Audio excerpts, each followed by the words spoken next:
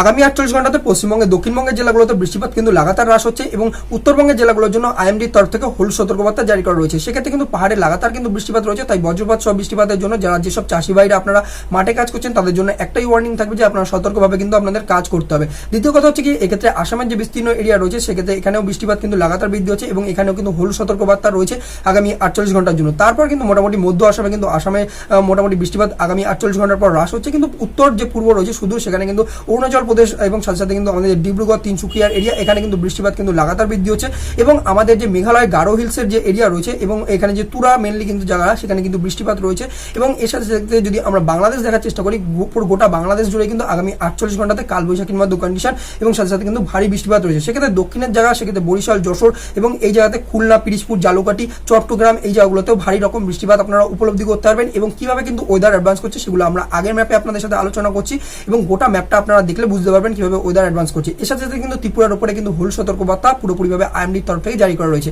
এক্ষেত্রে গোটা যদি আমরা কোস্টাল এরিয়া দেখার চেষ্টা করি তাহলে কিন্তু দেখতে পাচ্ছি যে আমাদের যে উড়িষ্যা বা পুরীর এরিয়া রয়েছে সেক্ষেত্রে সেখানে কালবৈশাখীর মতো কন্ডিশন কিন্তু আগামী 48 ঘন্টা রয়েছে। তারপর কিন্তু এখানে গরমের মতো ওয়েদার বা গরম কিন্তু বৃদ্ধি হতে চলেছে, সাথে অন্ধ্রপ্রদেশেও কিন্তু সেম কন্ডিশন এবং আমাদের যে চেন্নাই রয়েছে সেখানে বৃষ্টিপাত কিন্তু কমছে কিন্তু গরমের পরিমাণ বৃদ্ধি হচ্ছে। সাথে সাথে কেরালা বা কোচির এরিয়া, তিরুবনন্তপুরমের এরিয়া এখানে কিন্তু এখানে বৃষ্টিপাত মোটামুটি লাগাতার অল্প পরিমাণে রয়েছে, কিন্তু এক্ষেত্রে এখানেও কিন্তু গরম বা হট হিউম্যাড ওয়েদার থাকতে চলেছে।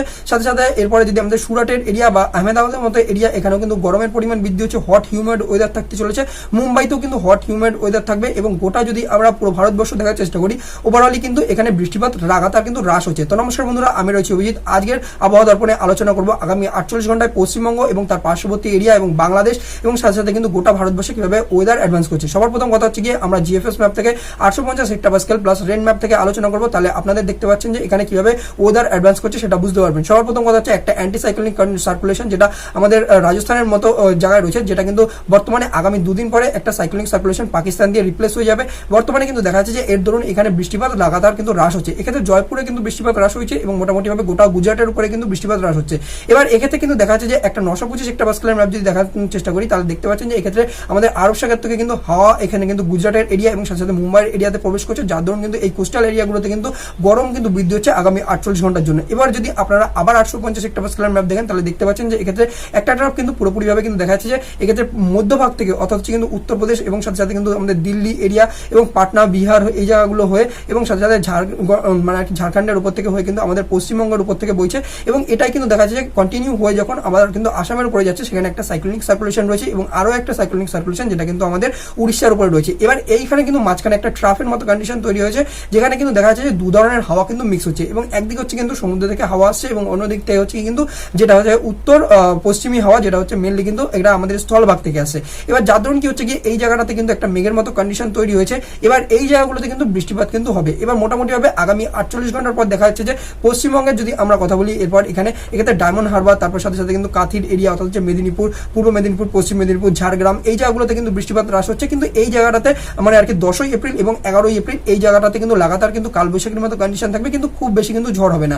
এরপর হচ্ছে কিন্তু আমাদের যে কলকাতা, হাওড়া, হুগলি এবং সাথে সাথে পূর্ব বর্ধমান, পশ্চিম বর্ধমান অর্থাৎ হচ্ছে কিন্তু আসানসোল, দুর্গাপুর, তারপর বিষ্ণুপুরের এরিয়া, তমলুকের এরিয়া এই জায়গাগুলোতে কিন্তু হলুদ সতর্কবার্তা ছিল, কিন্তু সেগুলো কিন্তু হ্রাস হয়ে যাবে এবং বৃষ্টিপাত কিন্তু কমে যাবে। যেভাবে কিন্তু কালবৈশাখী হচ্ছিল সেগুলো হবে না, আবার কিন্তু একবার টেম্পারেচার বৃদ্ধি হবে আপ টু কিন্তু 32-33 ডিগ্রির মতো টেম্পারেচার হবে দক্ষিণবঙ্গে। সাথে সাথে কিন্তু মুর্শিদাবাদেও কিন্তু টেম্পারেচার এবং বৃদ্ধি হতে চলেছে এবং এরপর যদি আমরা যশোর, খুলনা, পিরিজপুর, জালকাঠি এবং এই জায়গাগুলো এবং এর সাথে সাথে কিন্তু টাঙ্গাইলের এরিয়া, তার সাথে সাথে কিন্তু চট্টগ্রামের এরিয়া, ফেনী এরিয়াগুলো এই জায়গাগুলোতে আপনারা দেখতে পাচ্ছেন যে বৃষ্টিপাত কিন্তু লাগাতার বৃদ্ধি হচ্ছে। কারণ হচ্ছে কিন্তু যে দক্ষিণ থেকে অর্থাৎ হচ্ছে কিন্তু আমাদের যে এখানে 925 হেক্টোপাস্কেলের ম্যাপটা আমি যখন দেখালাম সেখানে দেখতে পাচ্ছেন যে এখানে বঙ্গোপসাগর থেকে কিন্তু দেখা যাচ্ছে যে এখান থেকে হাওয়া প্রবেশ করছে উড়িষ্যা হয়ে, যেটা কিন্তু দেখা যাচ্ছে যে আবার কিন্তু এই সোজাসুজি যখন যাচ্ছে তো সেখানে কিন্তু বাধা পেয়ে এই অর্থাৎ হচ্ছে কিন্তু যখন উপরে উঠবে বাংলাদেশ থেকে এবং হচ্ছে গিয়ে সেখানে দেখা যাচ্ছে যে আমাদের ঢাকার উপর থেকে গিয়ে তারপর হচ্ছে কিন্তু যে মৌলভীবাজার রয়েছে, তারপর ময়মনসিংহ রয়েছে এই জায়গাগুলো দিয়ে যখন গিয়ে গারো, খাসি, জয়ন্তিয়া হিলস বা বলা যেতে পারে মেঘালয়তে যখন বাধা পাচ্ছে সেখানে ওরোগ্রাফিক লিফট হচ্ছে এবং এর ধরুন কি হচ্ছে গিয়ে তুরা যে রয়েছে অর্থাৎ হচ্ছে কিন্তু এবং সাথে সাথে কিন্তু যে বারাক ভ্যালি এরিয়া রয়েছে এই জায়গাগুলোতে বৃষ্টিপাত দিচ্ছে, সাথে সিলেট এবং ময়মনসিংহ এবং সাথে সাথে কিন্তু আমাদের যে চট্টগ্রামের এরিয়া রয়েছে এই জায়গাগুলোতে বৃষ্টিপাত দিচ্ছে এবং সাথে সাথে কিন্তু যে এরিয়া রয়েছে রাজশাহী, রংপুর এই জায়গাগুলোতেও বৃষ্টিপাত হচ্ছে এবং ওভারঅলি গোটা ত্রিপুরা জুড়ে যদি দেখার চেষ্টা করি সেখানে দেখা যাচ্ছে গোমতি, সিপাহী জেলা, তারপর ঊনকোটি এই জায়গাগুলোতে বৃষ্টিপাত রয়েছে। মোটামুটিভাবে আকাশে ঠান্ডা বা বলা যেতে পারে বজ্রপাত সহ কিন্তু বৃষ্টিপাত আপনারা উপলব্ধি করতে পারবেন এবং এক্ষেত্রে কিন্তু যদি আমরা কথা বলি লংলে, লংতাই এবং এই জায়গাগুলোতে তালাবুং অর্থাৎ কিন্তু যে পশ্চিম মিজোরাম রয়েছে এই জায়গাগুলোতেও কিন্তু লাগাতার বৃষ্টিপাত রয়েছে এবং হলুদ সতর্কবার্তা আইএমডির তরফ থেকে জারি করা রয়েছে। গোটা আর কি মণিপুরেও কিন্তু মোটামুটি লাগাতার কিন্তু আপনারা বৃষ্টিপাত কিন্তু উপলব্ধি করতে পারবেন। নাগাল্যান্ডেও হালকা মানে আর কি বৃষ্টিপাত রয়েছে। এবং এরপর যদি আমরা ইটানগর অর্থাৎ অরুণাচল প্রদেশ দেখি, তো সেই জায়গাটাতেও কিন্তু বৃষ্টিপাত রয়েছে। এবার যদি আমরা উত্তর বরাবর দেখার চেষ্টা করি, বঙ্গাইগাঁও, তারপর বারপেটা, তারপর হচ্ছে কিন্তু ডিব্রুগড় এবং ধুবড়ি, এই জায়গাগুলোতে কিন্তু বৃষ্টিপাত লাগাতার কিন্তু রয়েছে। এবং এক্ষেত্রে কিন্তু আইএমডির তরফ থেকে হলুদ সতর্কবার্তাও জারি করা রয়েছে। এবং মোটামুটিভাবে শিলিগুড়ি, কোচবিহার, জলপাইগুড়ি, তারপর আলিপুরদুয়ার, এখানে কিন্তু লাগাতার কিন্তু বৃষ্টিপাত রয়েছে, যেটা আমি আগেই আপনাদের বলে দিয়েছি। এখানে কিন্তু ওয়েস্টার্ন ডিস্টারবেন্সের জন্য বৃষ্টিপাত রয়েছে। এবং এর সাথে সাথে কিন্তু দেখা যাচ্ছে যে বঙ্গোপসাগর থেকে যেভাবে কিন্তু হাওয়া প্রবেশ করছে, সেগুলো কিন্তু পাহাড়ে বাধা পেয়ে ওরোগ্রাফিক লিফট হচ্ছে এবং সেই জায়গাটাতে কিন্তু বৃষ্টিপাত দিচ্ছে। এরপর হচ্ছে কিন্তু মোটামুটিভাবে যদি কোস্টাল এরিয়াতে দেখেন, তাহলে সেক্ষেত্রে 925 হেক্টরপাস্কেলের ম্যাপে দেখতে পাচ্ছেন যে আপনারা কিন্তু এখান থেকে জলীয় বাষ্প সমেত হাওয়া কিন্তু অ্যান্টিসাইক্লোন একটা বঙ্গোপসাগরে রয়েছে, যার দরুন কিন্তু এই হাওয়াটাই কিন্তু দেখা যাচ্ছে যে পুরোপুরিভাবে প্রবেশ করছে উচ্চচাপ থেকে, বা বলা যেতে পারে যে মানে আর কি হাই প্রেশার থেকে লো প্রেশারের দিকে যাওয়ার চেষ্টা করছে, যার দরুন কিন্তু যখন নামছে তখন কিন্তু সমুদ্রের হাওয়া নিয়ে পুরোপুরিভাবে মানে জলীয় বাষ্প নিয়ে পুরোপুরিভাবে ল্যান্ডের দিকে আসছে। এবার যার দরুন কিন্তু এই ওড়িশার এরিয়া এবং সাথে সাথে অন্ধ্রপ্রদেশের এরিয়া, চেন্নাইয়ের এরিয়া, এই জায়গাগুলোতে কিন্তু গরম বৃদ্ধি হতে চলেছে। এরপর সাথে সাথে কিন্তু যদি কেরালের এরিয়া দেখি, সেখানেও কিন্তু সেম হচ্ছে, আরব সাগর থেকে হাওয়া প্রবেশ করছে। এবার যার দরুন কিন্তু কোচি এবং সাথে সাথে যে তিরুবনন্তপুরমের এরিয়া রয়েছে, এখানে কিন্তু বৃষ্টিপাত হচ্ছে।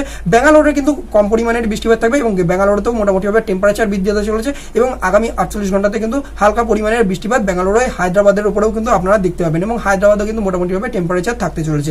এবার যদি আমরা নাগপুর এবং সুরাটের এরিয়া, তারপর আহমেদাবাদ এবং মুম্বাইয়ের এরিয়া দেখার চেষ্টা করি, এখানেও কিন্তু আগামী 48 ঘন্টাতে গরম বৃদ্ধি হচ্ছে এবং আরব সাগর থেকে হাওয়া ঢুকছে এবং এর জন্য কিন্তু এখানে গরম বৃদ্ধি হচ্ছে এবং এখানে কিন্তু বৃষ্টিপাতের সম্ভাবনা নেই। এবং এক্ষেত্রে উত্তর ভাগে কিন্তু দেখা যাচ্ছে যে টেম্পারেচার মানে খুব একটা বৃদ্ধি হবে না। তার কারণ হচ্ছে গিয়ে এরপর যদি 500 হেক্টরপাস্কেলের ম্যাপ দেখেন, তাহলে এখানে ওয়েস্টার্ন ডিস্টারবেন্স বা জেট স্ট্রিমটা আপনারা বুঝতে পারবেন যে এক্ষেত্রে কিন্তু একটা দেখতে পাচ্ছেন যে গাঢ় যে নীল এরিয়াটা রয়েছে, তার মানে হচ্ছে কি এই জায়গাটাতে হাওয়া বেশি পরিমাণের বইছে, প্রায় 5 কিলোমিটার উপরে কিন্তু এই ডিস্টেন্সটা রয়েছে প্রায়। তো এক্ষেত্রে মোটামুটিভাবে এখানে হাওয়ার পরিমাণ প্রায় 110 কিলোমিটারের বেশি কিন্তু হাওয়া চলছে।